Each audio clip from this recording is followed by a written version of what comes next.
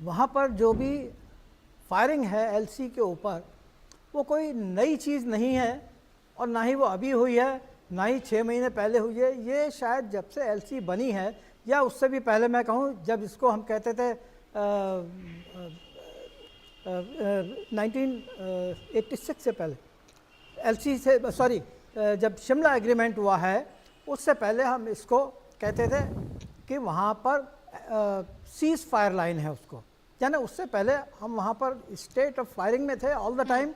लेकिन शिमला एग्रीमेंट के बाद उसको एलसी बोला गया और एलसी को प्रॉपरली माना गया कि डिमार्केटेड है, और ये तय हुआ कि हम उधर नहीं जाएंगे, वो इधर नहीं आएंगे, और ये होगा कि फायर नहीं करेंगे। क्योंकि जो सीज फायर लाइन होती है उसमें यह है कि आपने जो एरिया में आप जाकर के कब्जा करके बैठ गए, आप आगे बढ़ गए, हमला किया, कब्जा कर लिया, इसी तरह वो भी कर सकते थे। लेकिन एलसी के बाद ये चीज़ ख़त्म हो गई।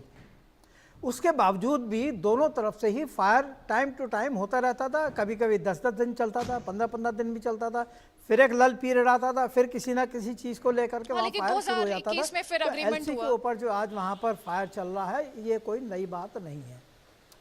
अभी मैं आता हूँ जम्मू के ऊपर, जम्मू और उसके आसपास का सर, जितना जो मैं इलाका। आपसे कह रही हूँ, वो दरअसल इस कॉन्टेक्स्ट में है जो आपने भी एलसी को लेकर कहा। एक्चुअली फरवरी 2021 जब सीज फायर साइन हुआ, उसके बाद से जम्मू कश्मीर काफी शांत रहा, और ये पहलगाम हमले के बाद बीच में इक्का दुक्का इंसिडेंट्स हुए, लेकिन कुल मिलाकर ये जो अग्रीमेंट था ये होल्ड किया। हालांकि उसे लेके एक डिबेट रही थी तब भी कि ये पाकिस्तान को फेवर करता है, हमें नहीं करना चाहिए, but that's a separate debate, उसमें मैं जाती नहीं। लेकिन ये जो सर अभी इंटरनेशनल बॉर्डर पर स्टार्ट हुआ है बीएसएफ के फ्रंट पर, मैं वो आपसे जानना समझना चाह रही हूँ।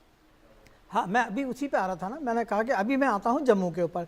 देखिए, पाकिस्तान के साथ हमारा जो कश्मीर में इलाका है, कुछ एरिया हमारा एलसी है, जिसको हम भी एलसी कहते हैं, पाकिस्तान भी एलसी कहता है। कुछ एरिया वो है जो पाकिस्तान और जम्मू कश्मीर के बीच की इंटरनेशनल लाइन है। यानी कि जब पाकिस्तान बना था और जिस समय कश्मीर का एरिया था, उसके बीच में जो भी बॉर्डर था वो इंटरनेशनल बॉर्डर बन गया। जब कश्मीर हमारे साथ आ गया, पाकिस्तान उधर चला गया। लेकिन पाकिस्तान उसको एलसी नहीं मानता है, आईबी भी नहीं मानता है। वो कहता है कि ये वर्किंग बाउंड्री है, यानी एक नया टर्म जो कि यहाँ पर है, जो खाली यहीं मिलता है, बाकी जगह कहीं नहीं है, कि ये वर्किंग बाउंड्री है। और उस वर्किंग बाउंड्री को वो आईबी की तरह से उसको सेक्रेट नहीं मानता है।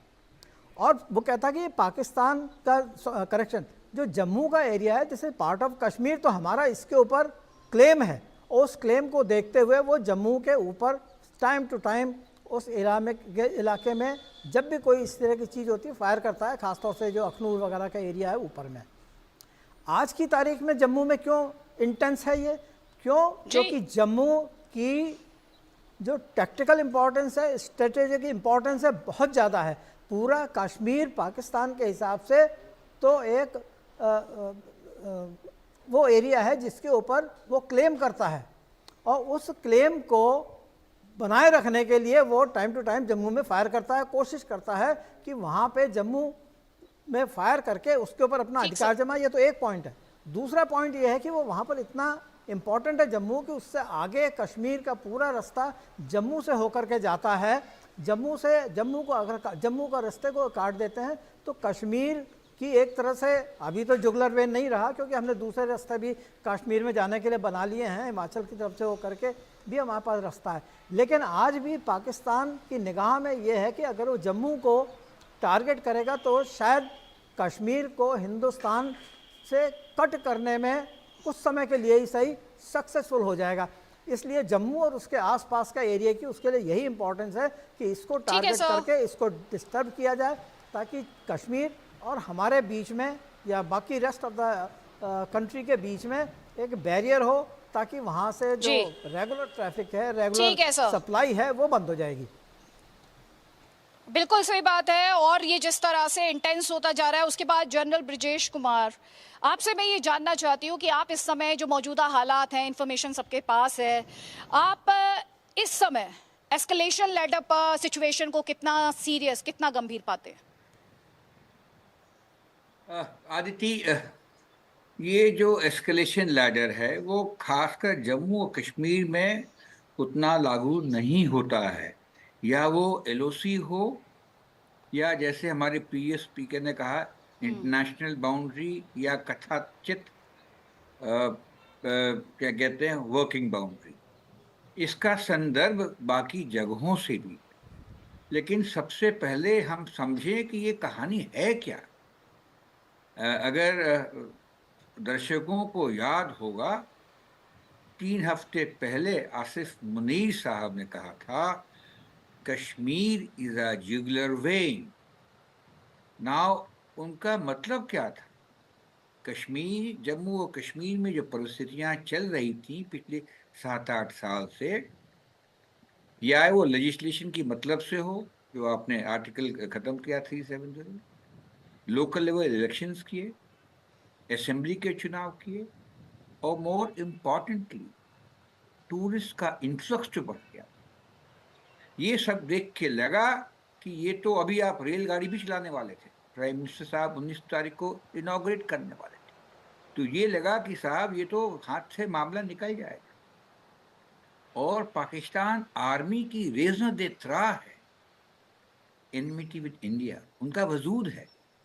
अगर दोस्ती हो गई हमारे साथ पाकिस्तान के अवाम की और हिंदुस्तान के अंदर, तो उनके आर्मी का रोल क्या रहा? तो ये है गुत्थी और ये है कहानी। जो बाकी हरकतें हैं इसके साथ साथ, वो छोटी छोटी हैं। और आप देखेंगे कि जो 5-6 साल से जो पीसफुल मूवमेंट चल रहा था, खासकर कश्मीर वैली के लोगों का जिस तरह रुझान हो रहा था, झुकाव हो रहा था, उसको बंद करने का ये उन्होंने तरीका। दूसरी बात, शायद उनकी पॉलिटिकल एक्सपीडियंसी भी थी। उनकी जो पॉपुलैरिटी है काफी कम है, और वो जो उन्होंने पाकिस्तान के मोस्ट पॉपुलर लीडर है इमरान खान, जिनको नजरबंद करके रखा है, उनसे ये क्रेडिट छीनने के लिए कि आप होले दिन डाओ, मैं तो टू नेशन थ्योरी का बिल्कुल क्या कहते हैं फॉलोअर हूं, और हिंदू मुस्लिम रह नहीं सकते हैं, इस तरह का भाषण उन्होंने दिया। और किसको दिया? ओवरसीज पाकिस्तानी, वो मैसेज कन्वे किया। और ये देखिए एक सिलसिला चल पड़ा। तो हम क्या करेंगे? हमें उनसे कोई मतलब नहीं है। हम जी ये जी। बताना चाहते हैं कि हम आपको पनिश करेंगे, और ऐसे पनिश करेंगे कि आगे अब बात ऐसी चीजें नहीं कर पाए।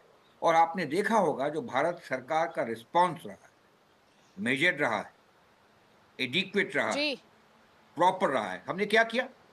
हमने 9 जगहों पे जहां पे टेररिस्ट की ट्रेनिंग की सुविधा थी, उस पर प्रिसाइज हमला किया। कोलैटरल डैमेज नहीं के बराबर, उनके अंदर घुस के मार, और ये चेतावनी दी कि इसको जी एग्रेवेट करोगे तो आपकी खैर नहीं। शायद उनको भी अपने लोगों को निशाना था, और उन्होंने कुछ हरकतें की हैं second day and third day.